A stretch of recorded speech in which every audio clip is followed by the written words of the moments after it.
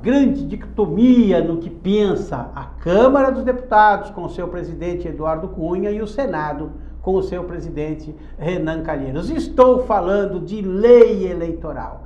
Há uma divergência muito grande. Quando a Câmara consegue aprovar uma lei específica para regrar as eleições de 2016 e manda ao Senado, há uma grande modificação.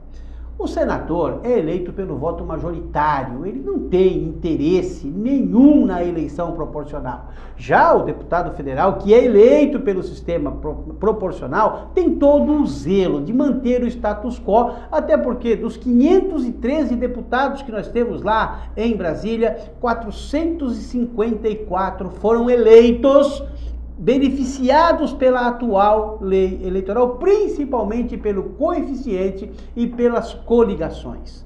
É óbvio que quando esse texto chegar à Câmara, será totalmente modificado e aquilo que era e deixou de ser, voltará a ser, mesmo que nunca tenha sido. Triste realidade de um país. Se quisessem mesmo fazer uma reforma política, era só convocar pessoas notórias, pessoas notáveis da nossa sociedade, montava-se ali uma constituinte exclusiva para a lei eleitoral, com pessoas que nunca foram candidatas e que jamais poderiam ser candidatos, porque seriam autores desse projeto, e aí sim nós teríamos uma coisa que interessaria à nossa população. Do jeito que estão fazendo, saia dali, o que sair, o único beneficiado será o cacique, e nós, pobres índios, continuaremos correndo em volta da taba, batendo na boca e dizendo: tá bom, Senhor, tá bom, Senhor. Que pena que nós tenhamos um país onde as pessoas que mandam só pensam no próprio umbigo. Pense nisso. Programa do Jeito do Jonas. Para você entrar em contato conosco, jonasgrebe@ig.com.br, no Facebook, Facebook/do Jeito do Jonas. No Facebook, você colocando lá Jonas Grebe ou do Jeito do Jonas, você assiste a este programa e vai ficar lá gravado, vai ficar lá por muito tempo. E você também assiste a outros quase 1000 programas que nós temos gravado ali. São 3 anos ininterruptos fazendo do Jeito do Jonas, com muito carinho para você. No YouTube também, é só colocar lá Jonas Grebe no YouTube, você vê a esse e outros quase 1000 programas que nós temos gravado, e é um jeito de você matar a saudade. Um convidado que passou por aqui, você quer saber o que ele pensa, o que ele falou, se ele mudou a forma de pensar, é só você consultar. Muito bem? Para me ajudar a fazer esse programa hoje, eu convidei uma personalidade ilustre aqui da nossa cidade, um amigo, uma pessoa que eu respeito, um causídico da mais pura cepa, que muito me orgulha com a sua presença. Obrigado por estar aqui, doutor Carlos Dalmar Magalho. Acertei? Sim. Obrigado por ter Sim, vindo. doutor Jonas. Eu que agradeço. É uma honra estar no seu programa e poder contribuir aí com algumas informações que possam engrandecer aí o vosso programa. Eu estive assistindo algumas entrevistas que você concedeu em outras emissoras e fiquei muito impressionado com esse projeto. Eu queria que você expusesse aqui a respeito dessa questão social. Sim, doutor Jonas. Olha só, muito se fala a respeito de mobilidade urbana, etc. e tal, mas não se vê aí uma preocupação voltada para a questão de alguns benefícios àquelas pessoas portadoras de necessidades especiais. E aí me preocupei em trazer de forma pública essa informação no que diz respeito à isenção de tributos com relação ao IPI, Imposto sobre Produto Industrializado, ICMS e IOF, para beneficiar essas pessoas. ICMS, a circulação de mercadorias. Isso. E o IOF, o imposto da relação bancária. Isso, perfeito. E você acha que isso traz benefícios porque arrecada, isso pode ser aplicado? Qual é a ideia? Não, na verdade é o seguinte, na verdade é uma forma até de contribuir para que essas pessoas, elas possam ter uma independência na sua mobilidade, digamos assim. Por quê? Porque se for observar, a soma de alguns tributos varia de 15% a 25%. E isso é um grande motivo para estar incentivando essas pessoas a terem aquisição de veículos. Hoje há uma isenção nos veículos de aproximadamente 30%. Eu sou irmão de uma pessoa portadora de necessidades especiais. Sim. A minha irmã, hoje já uma senhora de quase 60 anos, conseguiu fazer a sua carreira, conseguiu criar os seus filhos, mas tem as suas necessidades especiais desde o nascimento. E ela tem essa isenção que vai em torno de 30%. Sim. Aliás, fazendo uma observação, houveram algumas modificações na lei, né? A lei em si é a 8.893 e ela já fala a respeito. Então, com algumas modificações, ela acabou estendendo aos condutores, portadores de mobilidades e aos não condutores, ou seja, nesse caso, aquelas pessoas que não conseguem dirigir. Que não conseguem dirigir, mas o seu curador, o seu parente, o seu pai, mãe e tal, ele possa estar sendo o condutor daquele veículo destinado a essa pessoa. Mas como é que se fiscaliza isso? Não é um risco você, de repente... Nós vivemos num país, infelizmente, que as pessoas roubam dinheiro de comida de criança. Não corre o risco de pessoas começarem a comprar carro aí para a família toda? Mas a família toda um dia leva ela no hospital, sei lá. Não corre esse risco? Não, doutor Jonas, na verdade é o seguinte, é um processo administrativo, não é tão simples assim. Por exemplo, a pessoa portadora de necessidade, ela vai ter que preencher um formulário junto à Receita Federal e nesse formulário vai ter que apresentar alguns documentos, sendo que um dos documentos é um laudo que é realizado no Detran, para dizer se aquela pessoa ela é portadora e qual essa necessidade que ele tem sobre a condição de obter o veículo. Obviamente que no caso do condutor, ele vai ter no Detran uma troca da sua carteira de habilitação. Ou seja, também o condutor. Isso, então assim, não tem como. E além do mais, é o seguinte, essa isenção para a aquisição do veículo faz com que, segundo a lei, essa pessoa ela possa ficar com o veículo 2 anos, se somente tiver a isenção do IPI. Se ela estender também, ela se requerer, além do IPI, o IOF, o ICMS, porque a lei, no caso do ICMS, ela já diz que a permanência com o veículo são de 3 anos, então ela vai ter que ficar 3 anos. E ela não pode transferir essa propriedade para ninguém sem antes dar esse tempo da lei, senão... Depois pode? Depois pode. E aí ela compra um novo com isenção? Com isenção. Ela mantém, aliás, e o processo seria um outro processo, não é o mesmo, não se aproveita. Mas ela pode vender para uma pessoa que não é portadora de necessidades especiais? Pode. Isso também não causa aí um lucro indevido? Sei lá se a palavra seria essa. Olha, talvez não, porque a Receita Federal, ela toma um cuidado muito grande, porque assim, primeiro que ela já deixa muito claro que somente um veículo a pessoa vai adquirir. Sim. Ela não pode adquirir um outro.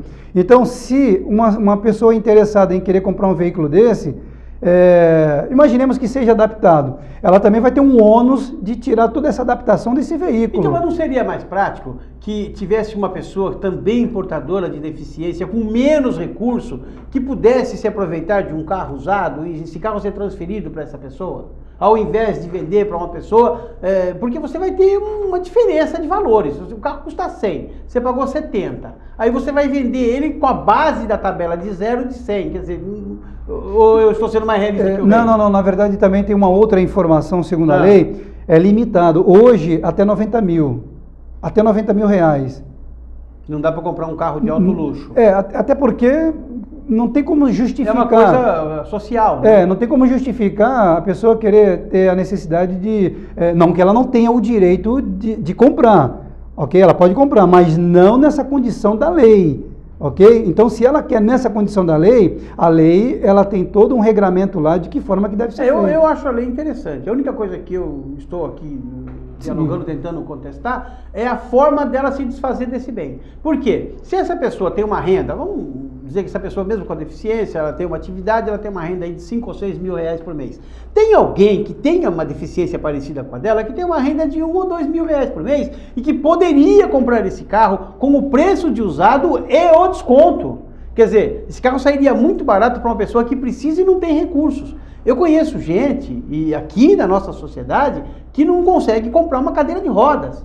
Daí, organizações como o Lions, por exemplo, né, e outras que fazem aí até banco de cadeira de rodas para atender. Quer dizer, tem pessoas que não podem comprar uma cadeira de rodas. Tem gente que não pode comprar um carro bom, mas pode comprar um carro usado. Se esse carro novo vale 40 mil reais, você compra por 28 com a isenção. Quando ele estiver usado, ele vai valer 20, com a isenção ele vai custar 12. Uma pessoa que não pode comprar um de 28, mas pode comprar um de 12, poderia comprar esse carro. Então eu acho que deveria ter aí, sabe, um regramento para dizer esse carro vai ser para deficiente para sempre, até ele, enquanto ele existir, porque carros de 10, eu mesmo uso um carro de 10 anos, um Palio 2007, 2006, 2007 que eu estou usando. Então eu acho, sei lá, que alguma coisa nesse sentido podia ser pensado só isso, não que a lei é ótima. Não, sim, perfeito, mas na verdade a lei, ela estabelece o quê? Ela estabelece o mínimo de permanência com o veículo. Sim, que são 3 anos. Depois de 3 anos ele defasou em torno de 40% do valor. Seriam 40% mais o desconto, esse carro sairia muito barato para uma pessoa pobre com deficiência. Mas só isso que eu coloquei. Sim, sim, perfeito, mas assim, ó, no caso de pessoas, essa que o doutor acabou de qualificar, esse tipo de pessoas, geralmente, eles ficam muito mais tempo com o veículo. Sim. Fica muito mais tempo. Geralmente fica em torno de... Ele pode ficar 3 anos no mínimo, mas o máximo pode ser para sempre. Sim, sim, sim. É o que eu tenho observado aí de algumas pessoas. No caso do meu amigo Sérgio Laurelli, quero mandar aqui um abração para ele, um beijão no coração do Sérgio Laurelli, que tem o problema de polimielite e está com um carro há 20 anos. Um carro bom, importado, que ele comprou, né? Está há 20 anos com o carro. Quer dizer, a pessoa pode usar mais tempo. Sim, é isso? Sim, perfeito. Essa é a ideia. Eu até penso o seguinte, a lei que trata a respeito, ela deveria fazer com que os veículos eles fossem destinados para os portadores, mas também aqueles outros veículos, por exemplo, hoje nós temos essa figura doblô, né, de cara, para que nesses veículos pudesse também estar adaptado para cadeiras de rodas. Para cadeirantes. Isso, para cadeirantes. Que a gente quase não vê, porque as concessionárias, elas não disponibilizam o veículo. E o carro pequeno não comporta. Isso, e o carro pequeno já não comporta. Muito bom. Carlos Dalmar, advogado, nosso amigo, participando conosco aqui hoje do programa Do Jeito do Jonas. Daqui a pouquinho nós voltamos, mas antes eu quero falar para você de Ravena. Ravena, produtos profissionais. Preste atenção no comercial que tem agora no intervalo e pense nessa marca, Ravena. Daqui a pouquinho nós voltamos do Jeito do Jonas.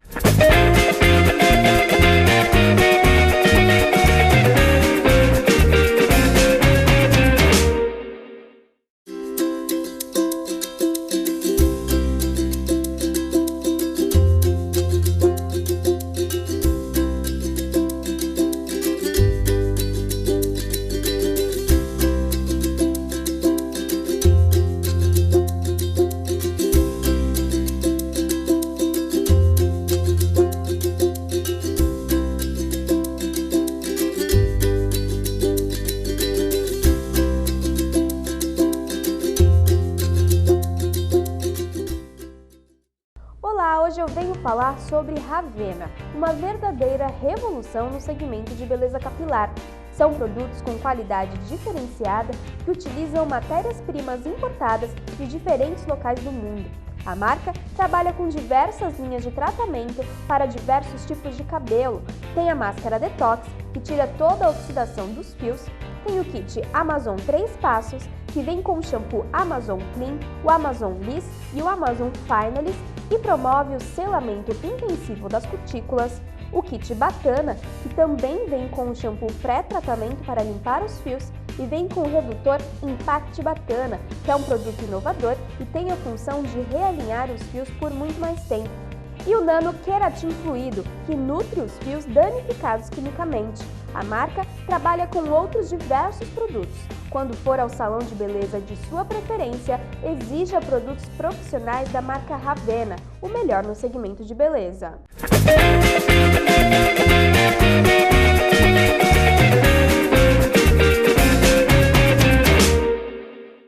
De volta para o segundo bloco, a segunda parte do programa Do Jeito do Jonas, conversando hoje com o advogado Carlos Dalmar Magalho, que muito nos honra com a sua presença, e nós falamos bastante no primeiro bloco a respeito da questão da compra de veículos por um sistema de favorecimento social para as pessoas portadoras de deficientes, o que é uma coisa muito interessante, porque essas pessoas realmente precisam ter esse amparo. Mas o Dalmar também é um especialista em justiça militar.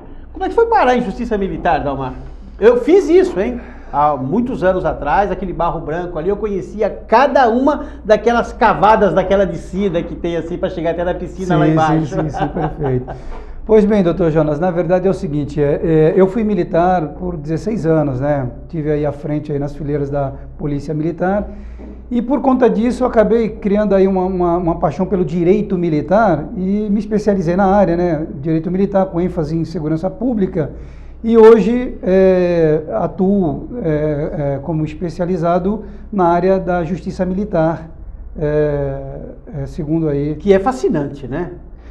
Eu sou suspeito em falar, né? Porque é uma matéria especial. Área, realmente é fascinante. É uma matéria especial, porque ela também tem infinito o conhecimento que você tem que buscar, porque sempre tem coisas novas. Sim, porque na verdade ela acaba tendo um outro desdobramento, que é a figura da transgressão militar, porque fica muito próximo ali de algumas figuras São do dois crime códigos. militar. Posso assim dizer. Dupla jurisdição. Dupla jurisdição. O policial militar, no caso do Estado de São Paulo, os policiais militares, né? Por conta aí do regulamento disciplinar, né? E de um modo geral, o Código Penal Militar. Você acha que o militar brasileiro é injustiçado pela população? Porque, vou dar aqui uma figura de retórica, a pessoa fala mal do militar o tempo todo, mas o primeiro problema, por menor que seja que ela tenha, ela grita polícia! Não é mais ou menos isso, não? Pois é, doutor Jonas, olha só, eu também me coloco numa condição de suspeito a falar. Porque você foi militar. Mas vamos lá. Na verdade é o seguinte, o que eu observo é que parte da sociedade acaba tendo uma interpretação muito negativa da polícia, mas também não assimilam a ideia de que o corpo da Polícia Militar são de 120 mil homens. Só no estado de São Paulo. Só no estado de São Paulo. Da ativa, detalhe, da ativa. Sim. E aí o que acontece? Quando se tem um fato isolado, acaba fazendo com que as informações sejam elas generalizadas e acaba afetando todo o efetivo da Polícia Militar, que não é o caso.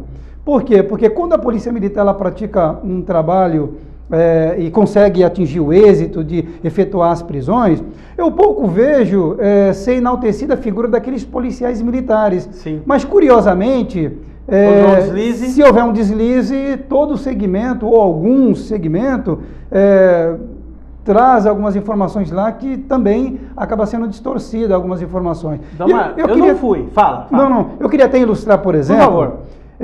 Eu acompanho muito essa aberração. Todos nós sabemos que hoje o tipo de armamento que a Polícia Militar ela utiliza... Uma .40. Perfeito, uma .40 e uma metralhadora .30. E o bandido tem um AR-15. Isso. Então, assim, com exceção desse novo grupamento aí, o BAEP, né, que é uma unidade especial, que está usando agora um fuzil, o 5.56. Pois bem, o que acontece? Quando há um caso de homicídio em determinada cidade, e aí se identifica um determinado, uma cápsula deflagrada lá, de 9 milímetros, por exemplo, é de uso militar da polícia. Não é de uso militar da polícia. É do Exército. É das Forças Armadas. Sim. Então, a partir daí, tem que ter um cuidado no falar sobre. Quando não, por exemplo, uma cápsula deflagrada também de 45. Não é de uso da Polícia Militar do Estado de São Paulo. É .40. É a .40. Então, pronto, há indícios de policiais envolvidos, porque aquelas cápsulas deflagradas são de uso militar, quando não é, na verdade. Eu não fui militar, Dalmar, mas uma das maiores injustiças que se faz, na minha opinião, é quando há uma desapropriação. O governante chama a polícia e fala, vai lá e desapropria, dá a cobertura, o oficial de justiça vai chegar lá com o mandado, vai desapropriar e a polícia dá a cobertura. Obviamente, ninguém quer perder a sua casa, até porque o Brasil é um país que não tem casa para as pessoas morar. Tem essas mentiras de 1 milhão de casa daqui, 2 dali, 3 de lá, 4 milhões de lá, mas na prática mesmo é só você sair procurando. Se alguém quiser, eu vou junto procurar essas casas, vai ver que não existe. E você vai tirar o coitado que está lá morando há 7 anos, há 6 anos, há 5 anos, lá num pedacinho de chão e vão tirar. E o policial militar cumpre ordens. Aí tem lá um entreveiro e tal, o governante que mandou o policial militar lá se esconde, diz que não é com ele, que ele não sabe de nada. O secretário de segurança diz que vai punir o policial, que só estava ali, porque você acha que o policial queria estar ali? Porque ele está na casa dele dormindo, ele está lá obedecendo ordens. Isso não magoa? Sim, Jonas, olha só, muito boa colocação a respeito. Talvez as pessoas não saibam, o governador do estado, ele é o chefe maior da polícia militar, no caso do estado de São Paulo. Como presidente é chefe maior do exército. Então, isso, perfeito. Então, se o policial militar, ele deixa de cumprir aquela ordem, para ele é muito complicado, fica numa linha muito tênue, porque assim, ele corre o risco de cometer o crime militar pela desobediência, e diante daquela situação lá, porque trata-se de uma questão de política habitacional, que infelizmente os governos falham nessa questão, e eu não quero entrar aqui nessa seara e tal, mas é bom ilustrar, mas policial militar nenhum gosta de estar à frente de uma situação como essa, porque ele sente, porque ele é pai, é irmão, e muito desses também não tem onde morar. Não, eu não diria isso, mas são oriundos de uma condição de vida como essa. Mas tem muitos que moram muito mal. Sim, é inegável, é inegável, isso sim. Então eu penso até que deveria ter um cuidado muito grande quando falam que o policial militar ele chega, vou usar o termo muito vulgar, dando borrachada, soltando bomba, não é isso. Ele recebeu uma ordem para tal. Agora, se existe uma resistência, a ele cabe usar os modos, né, permitido pela lei, de utilizar de recursos para poder estar repelindo aquela permanência. E a única coisa boa de quando acontece esse tipo de coisa é que o Dalmar tem serviço. É a figura do advogado, né? E eu estou sempre à frente aí para que os meus colegas policiais militares, quando precisam, me solicitam, e eu estou sempre à frente aí com eles. Dalmar, segurança pública, tem jeito? Ou nós vamos cada vez mais estarmos numa situação mais difícil? Doutor Jonas, esse também é um assunto muito bom de se falar. Quando a gente fala em segurança pública, esquecemos daquele dispositivo da Constituição, que fala o seguinte, olha, é dever do Estado, melhor colocando, é obrigação do Estado e é dever de todos. Então o que acontece? Olha, todas as pessoas, elas têm que estarem comprometidas com essa questão, porque não adianta nada cobrar da figura do policial militar um policiamento preventivo, né, e até mesmo ostensivo, se ela também não contribui para aquilo. Tá? Então, por exemplo, existem aí certos cuidados que as pessoas devem ter, não que elas devam privar da sua liberdade de locomoção, não é isso, mas ela deveria tomar certos cuidados para evitar certos problemas. O que eu muito observo no centro do Guarujá, por exemplo, as pessoas reclamam muito porque tem aí a figura de moradores de rua. E de novo nós vamos bater naquela... Muitos. Está insustentável. Tem 20 para cada farol na cidade. Isso. Então o que acontece? Imputa-se uma responsabilidade à polícia militar. Quando na verdade é o seguinte...